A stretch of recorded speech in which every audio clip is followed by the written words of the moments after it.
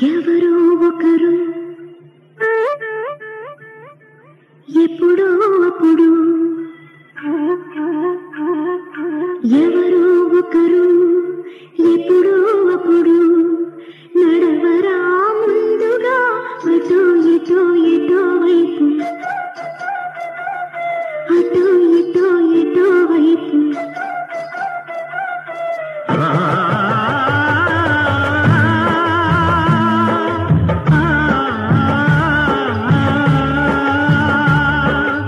మొదటివాడు ఎప్పుడు ఒక్కడే మరి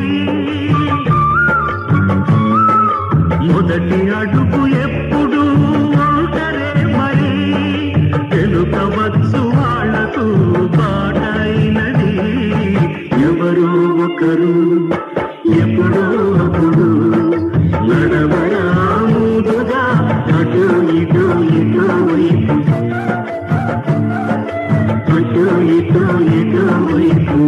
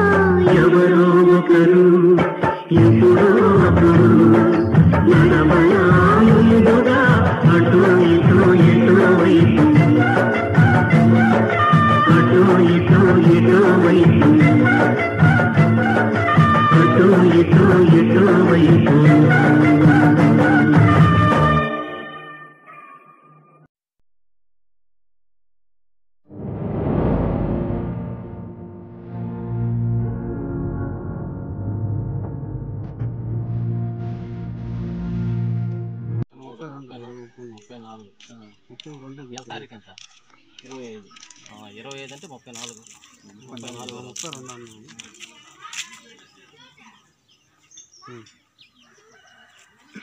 గడిచిన 34 రోజులుగా లాక్డౌన్ ప్రకటించినప్పటి నుంచి సంయుక్త సేవా సంస్థ ఆధ్వర్యంలో అనేక సేవా కార్యక్రమాలు నిర్వహణలో భాగంగా ఈరోజు జల్దంకి మండలం 9వ మైల్ దగ్గర ఉన్న గిరిజన కుటుంబాలు ఆ యొక్క వాలంటీర్ దేవరకొండ నాగలక్ష్మి గారి ఆవేదనతో మా ప్రాంత ప్రజలకు ఏమీ రావట్లేదని చెప్తే మీడియా మిత్రులందరూ కూడా జల్దంకి మీడియా మిత్రులందరూ కూడా ఆంధ్రప్రభలో అనుకుంటా పేపర్లో వచ్చింది. ఆంధ్రప్రభ పేపర్ చూసిన తర్వాత సంయుక్త సేవా సంస్థ వ్యవస్థాపక అధ్యక్షుడు స్పందించి వీళ్ళకి ఏదైనా దాతల సహకారంతో మనం చేస్తే బాగుంటుందని తెలియజేసి దాతల సహకారంతో ఈరోజు వీళ్ళందరికీ నిత్యావసర సరుకులు అందించడం జరిగింది. అదేవిధంగా ఎవరైనా దాతలు ఉంటే ముందుకు రండి, ఇలాంటి ప్రాంతాలని గమనించండి.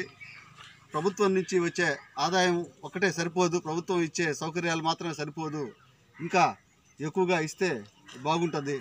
వాళ్ళు ఇచ్చేది అరాకొర సరిపోద్ది. ఎవరికి పన్నులు లేవు కాబట్టి రోజువారీ కూలీ చేసుకునే వాళ్ళందరికీ అనేక అవసరాలు ఉంటాయి కాబట్టి దాతలు స్పందించి మీ దాతృత్వాన్ని ప్రదర్శించి వీళ్ళందరికీ సరుకులు కానీ మీకు తోచిన సహాయం చేయండి. కూరగాయలు కానీ ఎవరు ఏ స్థాయిలో సహాయం చేస్తే అంత మంచిది. మీ జీవితంలో విశిష్టమైన రోజు కానీ, మీ పుట్టినరోజులు కానీ, మీకున్న సంవత్సరికాలు కానీ ఏదైనా సరే దాన్ని ఉద్దేశించుకొని దాన్ని ఈ ప్రజల్లో సెలబ్రేషన్ చేసుకోవాల్సిందిగా కోరుతూ ఉన్నాం. ఈరోజు దాతలు వచ్చేసి Amara Vedagiri Subbarayudu Gupta, Amara brothers, 2 town constable Ayodhya Kumar, అదేవిధంగా హెడ్ కానిస్టేబుల్ సత్యం గారు, అదేవిధంగా కుమరగుంట అనిల్ కుమార్ గారు, గూడల మాల్యాద్రి గారు, శ్రీనివాసులు గారు, బృందా గారు, కృష్ణ గారు, తులసి గారు, చిన్నమ్మ గారు, షమ్య గారు, సుస్మిత గారు, వీళ్ళందరి సహకారంతో వీళ్ళందరికీ ఈరోజు సుమారు ఎన్ని కుటుంబాలకి సుమారు ఒక 40-50 కుటుంబాలకి ఇవ్వడం జరిగింది. మీరందరూ కూడా సహృదయంతో దాతలు ఇంకా ఎవరైనా ఉంటే ఈ మీడియా ద్వారా చూసి స్పందించండి. వీళ్ళకే కాదు, ఎక్కడైతే ఇబ్బందిగా ఉందో వాళ్ళని గమనించి ప్రభుత్వం ఆదుకుంటా ఉంది.